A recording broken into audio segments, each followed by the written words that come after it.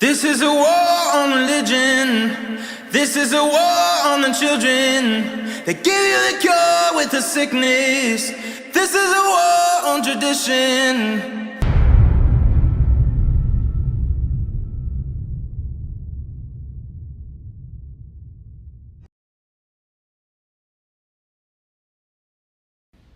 Hello, this is Dr. Kevin Cruz with the Truth, Faith, and Action Alliance, and we're so thankful you're joining us today because we're going to hear from Dr. Mark McDonald, who is a board-certified child and adolescent psychiatrist who specializes in the evaluation and treatment of mental illness. Dr. Mark McDonald is also the author of The United States of Fear, How America Fell Victim to a Mass Delusional Psychosis. Dr. Mark can also be found at dissidentmd.com. In our last session, we talked about the victims of the LGBTQ movement, but today we will talk about the perpetrators of this crime against our children. I believe by the end of this session, you're going to have a better understanding of the evil people who are using a new and irrational religion to harm our children and destroy our society. Here's Dr. Mark McDonald. I think Walt's story and the story that you just saw in the video, if allowed to continue to be presented and heard, is what's going to turn the tide. And the reason is that it's the most raw and direct and undeniable truth about the transgender debacle that you could ever hear.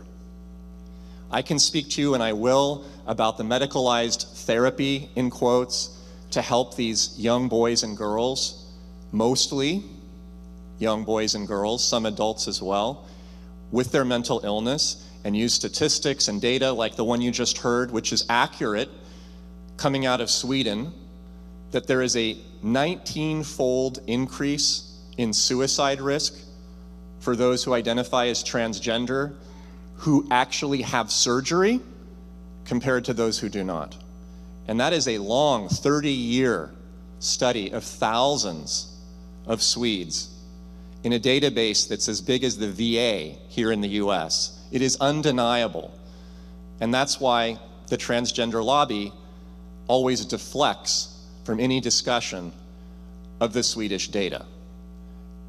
And they pull out studies that they say show that transgendered youth are at higher risks of suicide and get better after they have surgeries and hormone blocking treatments and cross-sex hormone treatments. All of those so-called studies are essentially BS. They cover 2 or 3 people, a dozen people here. They ask people 2 weeks after their surgery how they feel. They're not longitudinal. They don't cover 10, 20, 30 years later. There is no solid evidence, none, zero, anywhere in the world that shows that children who say that they're transgender improve mentally or physically after receiving hormones or surgery. Recent study that just came out of the Netherlands showed exactly the same thing that the Swedish study showed. Those who have surgery have an increased risk of suicide compared to those who do not. So you can go on about this medicalized treatment debacle of transgendered youth and argue data back and forth, but it belies the point, which is this. As a child psychiatrist who treats children with mental illness, I know one thing. Those children who say that they are transgendered do not have a biological illness. They have a mental illness. And you do not treat mental illness with surgery. Period. This is simple, common sense. You don't need a medical degree to figure that out. That's the basic fact that the transgender lobby does not want you to know or accept. Something else that I am very passionate about and I believe needs to be said, which many people who are against this transgendered surgery nonsense for children do not want to accept, is that this is not just a problem with kids. This is a problem with adults as well.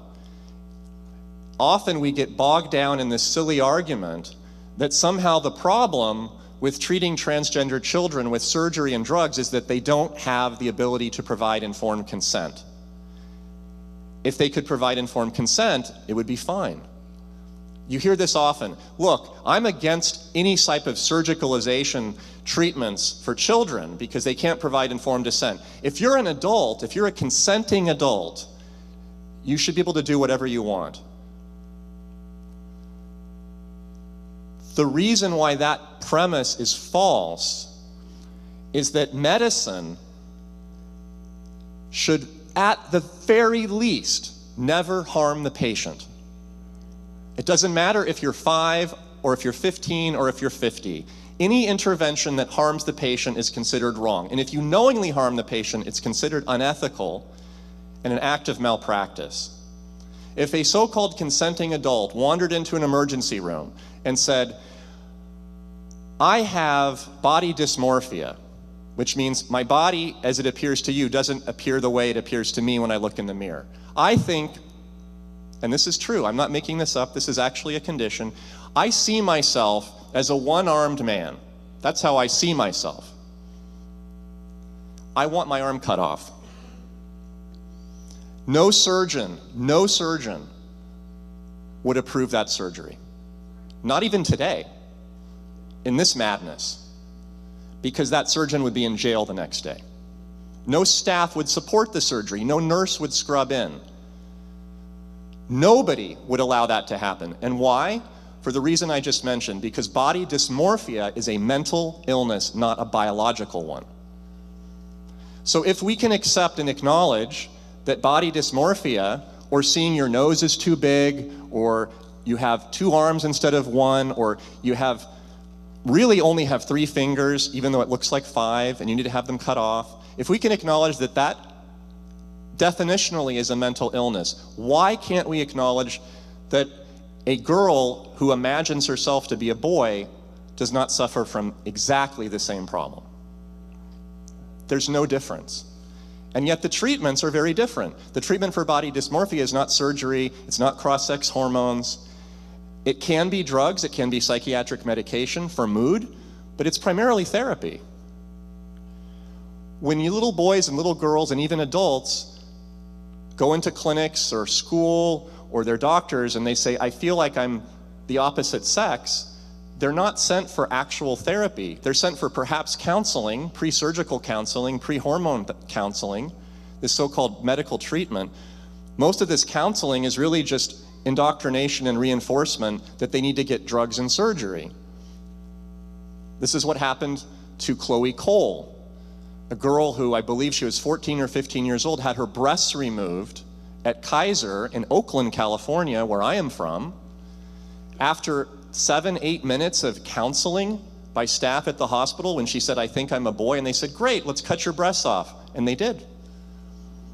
Now she's in her early 20s, I believe, and she's suing the Kaiser system in a class action lawsuit with others, detransitioners, which I hope will be successful. Because on a societal level, I believe the strongest weapon that we have against this evil is bankruptcy and the threat of it. The first legal case of an adult who wins a lawsuit against a clinic or a hospital or a Yale Child Study Center for genital mutilation in tens of millions of dollars will be the beginning of the end of this institutionalized child abuse.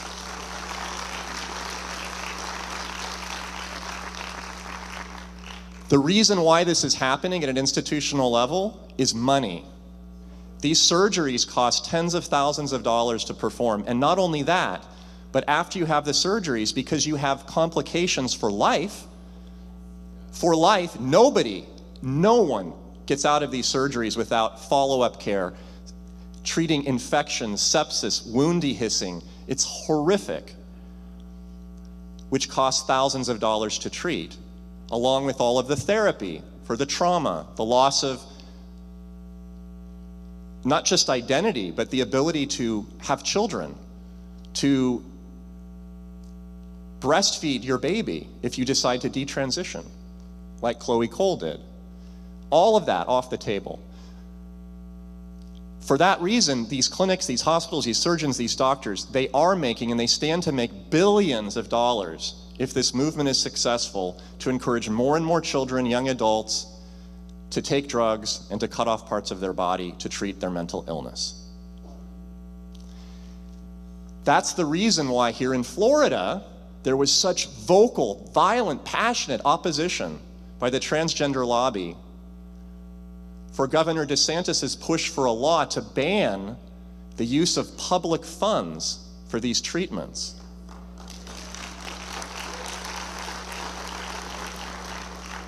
Because when that law passed, it meant that no taxpayer dollars could go in to support this, which means that the public clinics couldn't funnel you into a public facility to get these treatments. Well, if that gets blocked, the private insurance companies are not going to be able to do it, are they?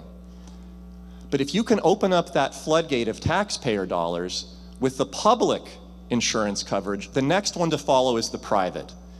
And pretty soon, because we have essentially a national healthcare system since Obamacare came into effect in 2010, everyone has to pay. Whether it's so-called private money or whether it's government money, which is taxpayer money anyway.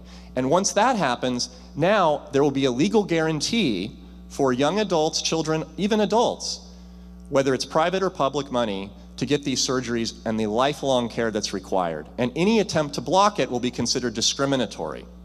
That's why there was such strong, powerful opposition to the bill in Florida, because that was the bulwark, that was the block against this. In California, in the prison system, since Gavin Newsom, my governor, passed a bill years ago allowing prisoners who identify as the opposite sex to go into the opposite sex prison and then apply for surgery and hormone treatment, there has been a floodgate of thousands of prisoners in California moving across the prison system. But it's only in one direction, just like in athletes. You never see a girl raise her hand and say, I think I'm a boy, I want to compete in wrestling as a boy. Why? Because she'd lose. Same thing with the prison system. There are very, very few female prisoners who say that they're men and they want to go into the male prison system. It's a few dozen compared to thousands on the other side. Why? Because women don't want to go into male prisons and try to rape the male prisoners. That doesn't really happen very often. But the prisoners on the male side who have applied as transgendered prisoners in the state of California, over 90% of them are in prison for violent sexual offenses against women. Anyone can put two and two together and see what's happening. And when the bill passed, within the first few weeks, prisoners that were moved over into the women's prison, they began raping women. And they're still doing it today. And those who want to get their surgeries are completely paid for under California state law by our taxpayer dollars. They cannot be denied. Courts have already decided that in California. So this is a major battle on multiple levels that goes way beyond just children. We're here to talk about the children today, but I want to emphasize that this is much bigger than the kids. And it has to be stopped uniformly. We can't just carve out safety for children, which we should, without also protecting the adults. Because these adults are mentally ill, just like the children are, and they shouldn't be cut up either. They should be protected. That's the first rule of medicine, is to protect those who can't protect themselves. Obviously, that's children definitionally, but it should also be adults who are mentally incompetent. And someone who wants to have body parts cut off, healthy body parts, is mentally incompetent and must be protected. That's our duty as citizens. And it's certainly our duty as physicians. And our duty as psychiatrists, and our duty as pediatricians. But unfortunately, all the medical institutions in the United States have been captured. The American Pediatric Association's formal position on transgender treatment for children, that's their domain, right? Pediatrics, is to give cross-sex hormones to children who request them. That's the American Pediatric Association. The formal position of the American Medical Association, which supposedly represents all physicians in the United States, it actually only represents about 16%, because very few people actually subscribe to it and pay dues. Their formal position right now, as of 4 or 5 years ago, it's still ongoing, is that on birth certificates, we should not have an M or an F. We should only have an X. There's no such thing as binary sex. There is sex that is assigned at birth. You are not born a man or a woman, boy or girl, male or female. You are assigned that by whoever's in the room. It's absurd, but that's the American Medical Association's position. The American Academy of Psychiatry is also on board with the Pediatric Society, which is to provide supportive treatment and cross-sex hormones and support the surgical outcomes of cutting off body parts for those who say they're transgender. And there are some states where if you don't support this as a therapist or a psychiatrist, you can have your license suspended or revoked. This is where the medical institution capture has occurred, and it's already happened. All of the facilities, like the universities, the Yales, the Harvards, the UCLA, Stanford, the group medical practices like Kaiser, they're all on board too, because there's a lot of money involved. There's been a collaboration and a collusion of a lot of different parties here to move this ball along, just like there was in 2020 with the capture of the pharmacies, the government, the media, medical practices, to get injections, to put on masks, to hide at home, to close the schools, which is all absolutely insane. That's why I wrote my first book, United States of Fear. Many of you have heard about it, apparently. It's available for sale out in the lobby area, and I'll be happy to sign the copies that you bring or that you purchase. How the United States fell victim to a mass delusional psychosis. Well, the psychosis is ongoing, and it's not just about masks and shots, it's about this transgendered nonsense. It's also about other things like environmentalism, like about feminism. All of it's insane, all of it's destructive. But it's accepted by many people because people are afraid to speak up and to speak out. They're afraid of being criticized, they're afraid of being banned, they're afraid of being isolated. They're afraid of being called insensitive or bigoted or fill in the blank, end with phobic, homophobic, transphobic. I just spoke to a woman who's in charge of the National Alliance for Gay, Lesbian, Bisexual America. Now notice, I didn't say transgender, because she, the lesbian director, is as incensed about this as I am, because the rights of lesbians are now being placed at risk by the transgender movement. If you go on, apparently, a lesbian dating site, an app, what you will find, and I've seen photographs of this on libs of TikTok, it's real, are hundreds and hundreds of photographs of men with beards and long wigs on who say that they identify as transgendered lesbian women. Well, no, they're not. They're just homosexual pervs. And the lesbian women, they don't want these men, and they say that. So now a lesbian who doesn't want to sleep with a man who says he's a woman, who identifies as gay, is transphobic. You see where this is going? This is insane. This is absolutely insane. This is mass delusional psychosis. That's what I wrote about. It's another manifestation of it. I wrote a second book later because people said, how do we get out of this? So I wrote, okay, how do we get out of it? Well, freedom from fear, the addiction model, the 12-step program. A lot of people need that because this fear, this anxiety is actually an addiction. People are addicted to anxiety and fear. They're addicted to it. They want it. They, like a cigarette, they reach in their pocket. Instead of pulling out a pocket, they pull out a mask when they walk down the street. They're still doing this. It's crazy. I still see them with masks at the gym in LA, on the treadmill. The physical therapists are still wearing masks at the gym. They're still wearing them outside the gym. They're wearing them on the street. It hasn't stopped. There is still an addiction to fear. There's an addiction to anxiety.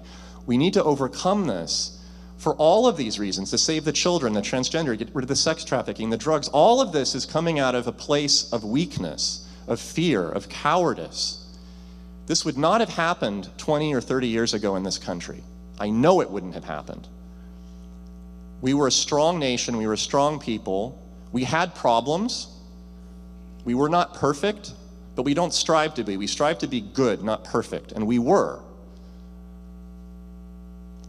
In many ways, we are not now. One of the main reasons, I argue, is that the United States has become a nation of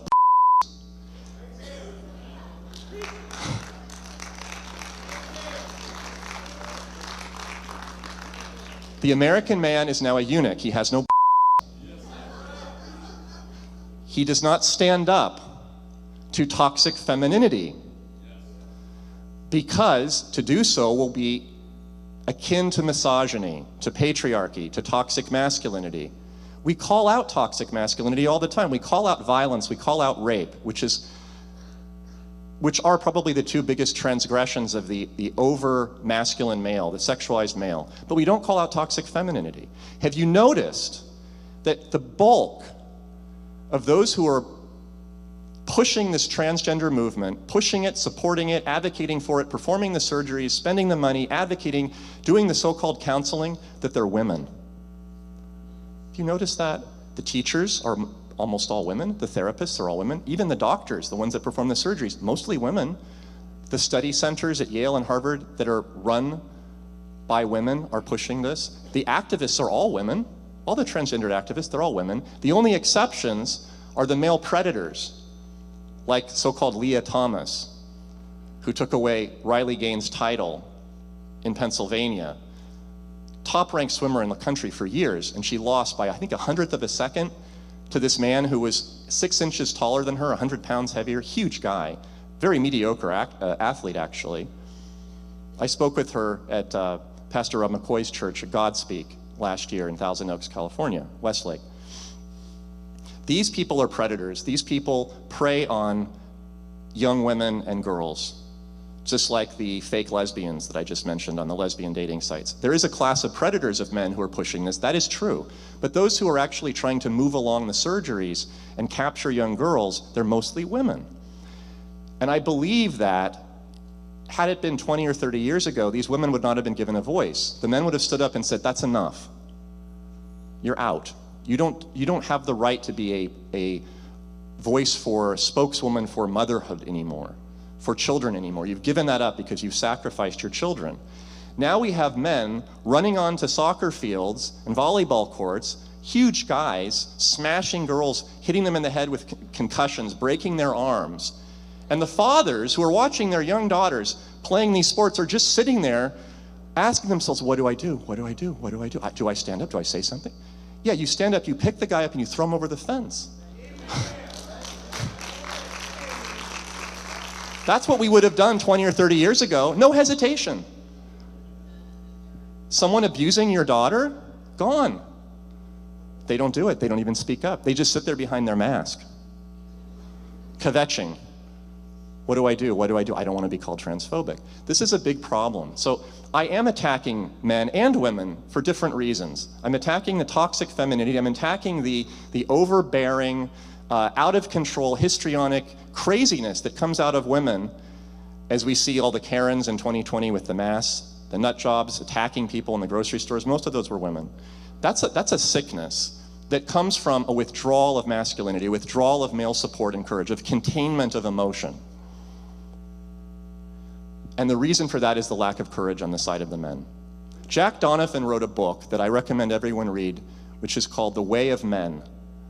And he identifies 4 qualities that have disappeared in men today: physical strength, courage, mastery, and honor. If we have those 4 things back, we can solve this problem on a psychological level. There are 3 things that I recommend individuals do to solve the transgendered problem. Not society, but individuals. One of them is to homeschool your children.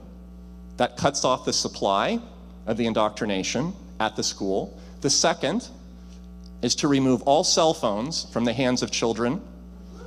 No exceptions. None. Smartphone, forget it. Flip phone, okay. Text, phone calls, I have no issue with that. Cell phones, no. No smartphones. There's no reason for them to have them. None. They are a gateway to pornography and sex trafficking and psychological illness. There's no reason for a child to have a cell phone today, none. And the third is in the home to inculcate the values, the traditional values of man and woman, of husband and wife. Masculinity and femininity. The men need to take charge. And the women need to get back to their mothering and they're nurturing, which is what they're good at, which is what they're born for.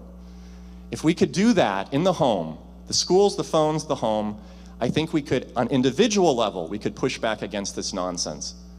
And let society take care of the financial, the lawsuits. That's above our pay grade. And I will continue to speak out on behalf of medicine, which has turned against everybody, and call out any doctor, any clinician who advocates for this, because it's evil, it's wrong, and it's malpractice. Thank you. Of course, we'd like to thank Dr. Mark McDonald for coming to our conference and sharing the truth about what an evil group of people are doing to our children. Fortunately, we had an eye-opening interview with Dr. Mark on the Supernatural Junkies podcast that we'll also release here on the Truth, Faith, and Action channel. During that interview, here were some of the more memorable statements by Dr. Mark McDonald. The LGBTQ movement is a religion, and the BTQ portion is mental illness. When I asked him, is this mental illness naturally occurring, or was it engineered?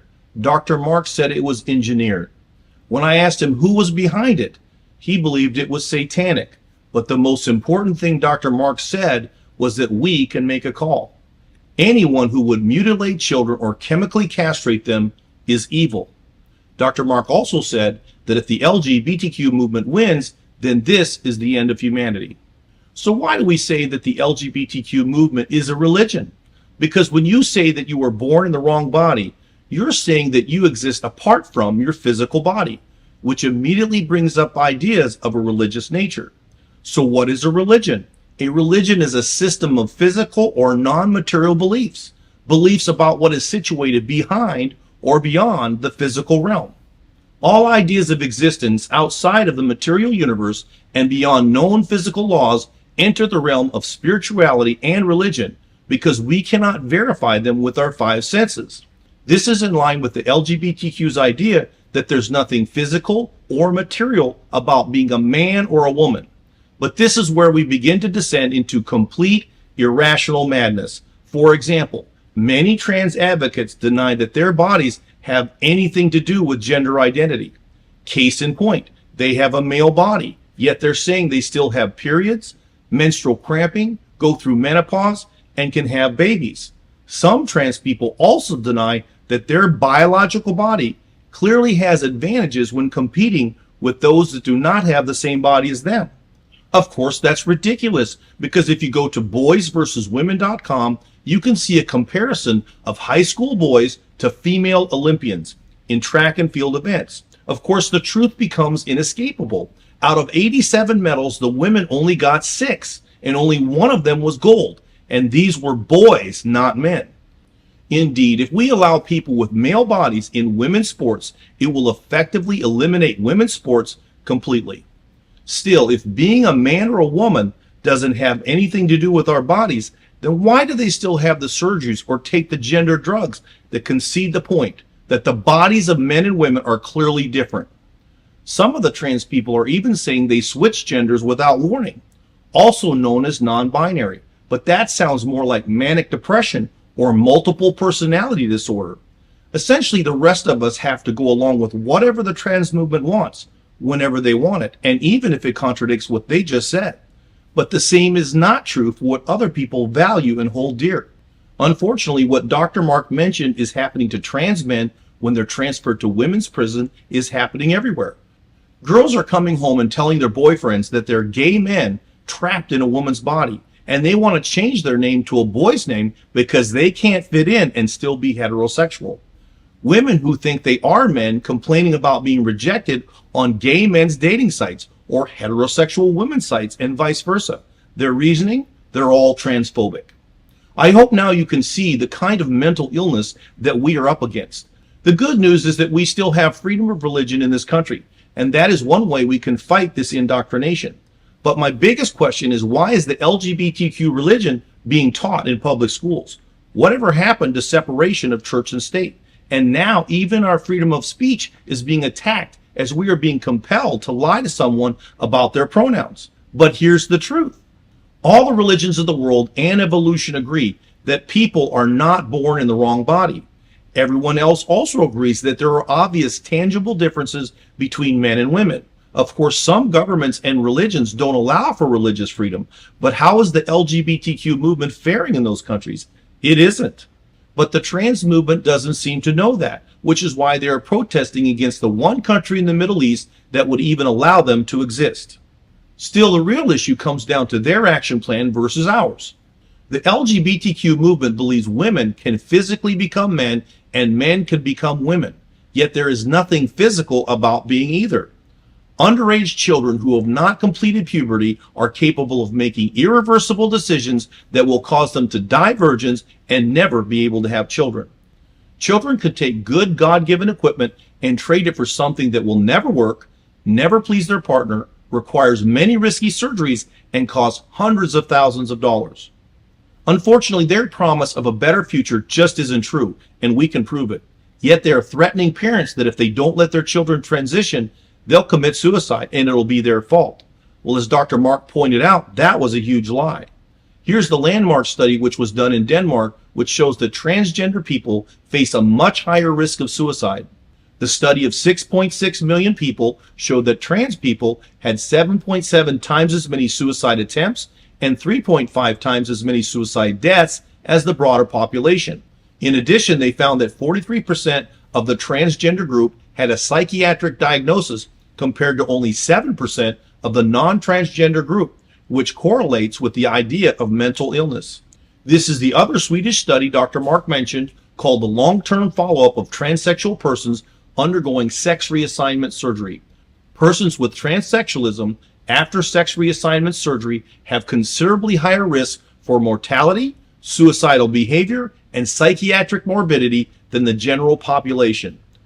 Why? Because surgeries and drugs do not address the deep pain that they feel inside from not being able to live up to what they feel men and women are supposed to be. There's also many horror stories about after the surgeries that could explain why the suicide rates go up. Then when you actually look at the pictures of what they get, understand the maintenance involved, how many other surgeries may be necessary, you can't help but ask yourself, is this some kind of sick joke? They're also not likely to be accepted by the group they're trying to reach because people can easily tell. Did anyone ever disclose any of this to them? In many cases, no, and that's part of the problem. But that's when the sinking revelation starts to hit you of just how evil this really is. But what about the rights of the trans populations to medication and surgeries? We already covered the New York Times story that postulates that only a few detransitioners are blocking the life-saving treatments for the rest of them. Yet Reddit's transitioner page has over 54,000 members who routinely echo the pain that Walt Heyer shared in his testimony, along with the reality that these treatments don't work. So how is this just a few stories of regret that the New York Times is lying about? Still, there is some good news. The American College of Pediatrics is now calling on their colleagues to stop being silent and embrace the science that has revealed the great harm we are doing to our children. Here's Dr. Jill Simmons addressing these issues.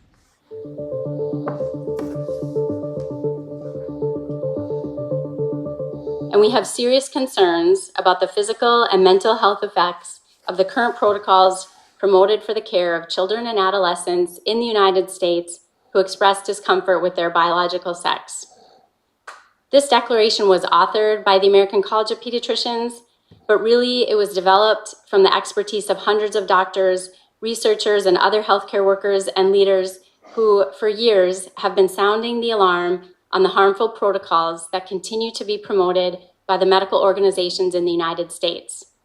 Despite recent revelations from the leaked WPATH files and the recent release of the final report from the CAS review, these medical organizations have not changed course.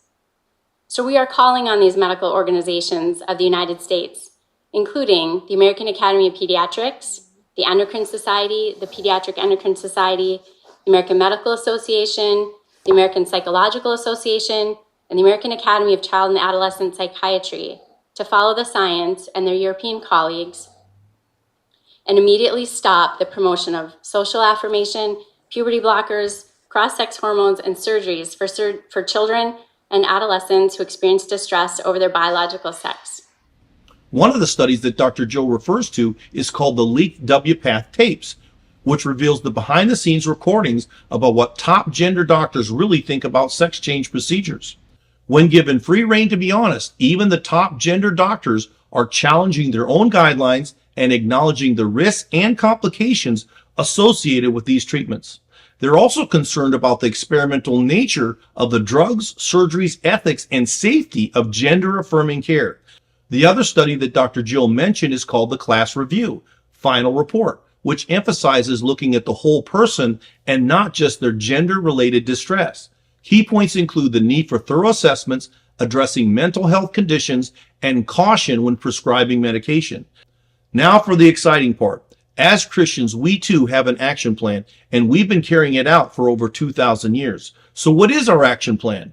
There is a beautiful and loving God who made us in his image. Even though that image was initially corrupted, Jesus came and died to redeem us back to our original state through grace and by faith. As Christians, we acknowledge that the world prefers only the rich, famous, and beautiful, but these qualities are only temporary and vain. As we get to know God, we learn what love is, and eventually God teaches us how to love ourselves. Only then can we love our neighbor and finally display the true beauty that lies within us and will last for all eternity. Once you look at their action plan, which doesn't work on any level and leaves them impotent and childless, why would we ever be shy about sharing God's solution for any kind of dysphoria, which is an intense sense of dissatisfaction?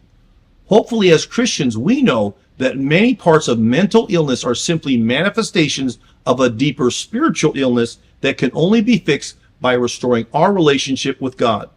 Besides, we can understand why they're having trouble fitting in, because we don't fit in either. Indeed, the world and its survival of the fittest has been making us all feel inferior since the day we were born. So the question is, are Christians really too narrow-minded concerning gender identities? Or are the Hollywood and social media stereotypes of men and women so exclusive that no one identifies with them anymore? Hence, they had to create their own group to get their share of love and acceptance. And isn't the need for attention why so many are joining their movement? One thing we can all agree on is that everybody needs love, purpose, and a place to belong. But the solution is not to live in an imaginary world and then force everyone else to go along with it. Instead, it is taking back the words that God spoke about who we are as men and women. The reason they won't tell us what a woman is because that's what they came to destroy with word salad. Indeed, the mutilation of God's words has led us to the mutilation of our children and to an increased risk in suicides. That is why the Truth, Faith, and Action Alliance has laid down the gauntlet. When it comes to harming children, we must stand with Christ and for our children. So don't be bullied, because that's what's happening to too many of our children. When we are forced to capitulate with lies and they don't have to consider what we believe at all, well, now you know who you're dealing with. Besides, who are you afraid of offending? God or a few people embracing a false religion and showing multiple signs of mental illness? What did Jesus really do in situations like this? Jesus reached out to the ones in pain and they listened to him. However, he also stood up to the perpetrators, and they refused to listen. It's helpful to remember what Jesus said to the politicians, lawyers, and judges of his day. He called them a brood of vipers, hypocrites, a child of hell, blind guides, fools, greedy and self-indulgent, full of dead men's bones and unclean things. What I'm saying to you, it is time for the real Christians to stand up and make a call. They are hurting our children, and we need to stop giving false sympathy and actually do something. In the story of the Good Samaritan, all of them noticed the injured man, but it was only the Good Samaritan who actually stopped to help him out. Unfortunately, most of us are so busy, and that's why we have an entire generation being stolen from us. But we need one more thing to win. We need to work together, because they have the government, media, medical establishment, Hollywood, and the schools on their side. Yet, as Ephesians 5:11 says, we are not supposed to join them or have fellowship with them and their fruitless deeds of darkness, but rather expose them. As we have shared in previous videos, some of the best solutions all happen on the local level.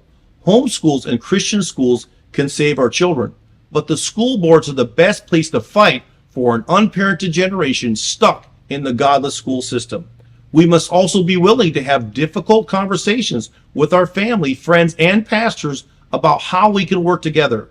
That means we cannot be afraid to go where these decisions are being made or to get political, because that's what Jesus did. Not going along with this madness means passing bills like the Parental Rights and Education Act. While it was mislabeled as the Don't Say Gay bill, what it did do was strengthen parental rights and stop the schools from indoctrinating our children into the new state-sponsored religion. Besides, if we don't oppose this, how can anyone ever believe in the awesome God we represent if they believe God is so dumb he put them in the wrong body? This is only one of the ways our children are being permanently harmed, and many of them are dying without hope. But to combat this new religion, we must be bold as never before and take our faith and put it into action. Now, to find out more about how we can help each other, please visit our website at truthfaithinaction.org or use the QR code on the screen at the very end to donate directly. If you want to organize a children's conference or form a community action group in your region, please get in touch with us at info@truthfaithinaction.org. As we come to a close, my prayer for each of us is that God would give us discernment, because in every war there are those who die of friendly fire. So please remember, we have a relentless enemy pushing their satanic agenda, and we need to oppose them wherever they show up.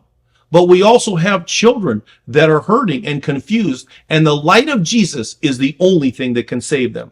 Finally, I pray that God's Holy Spirit guides us as we move out into the muddy waters to save all those we can. May God bless you, and may God help us save our children.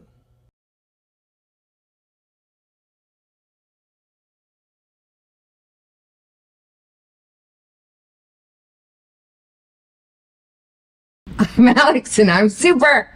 I'm Dr. Thomas Dozier, and I am also super. Hi, I'm Dr. Dennis, and I am the natural. Hey, I'm Dr. Kevin. That makes me the junkie. Oh, yeah. And we are The Supernatural Junkies.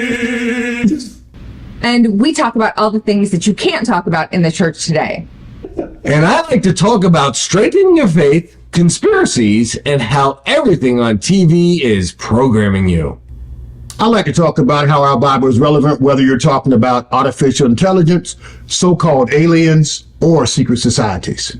By the way, I know what Dr. Cruz likes to talk about as well. Spoiler alert, I like to talk about how current events are prophetic and exactly what our Bibles warned us would happen. Alex, what's your jam? I like to talk about ghosts, aliens, demon babies, supernatural healing, you name it. Be sure to check out our 100+ episodes on places like Audible, iPodcast, iHeartRadio, and Spotify. Just search for the Supernatural Junkies wherever you podcast. Also, don't forget to like us on Facebook, Instagram, and Twitter.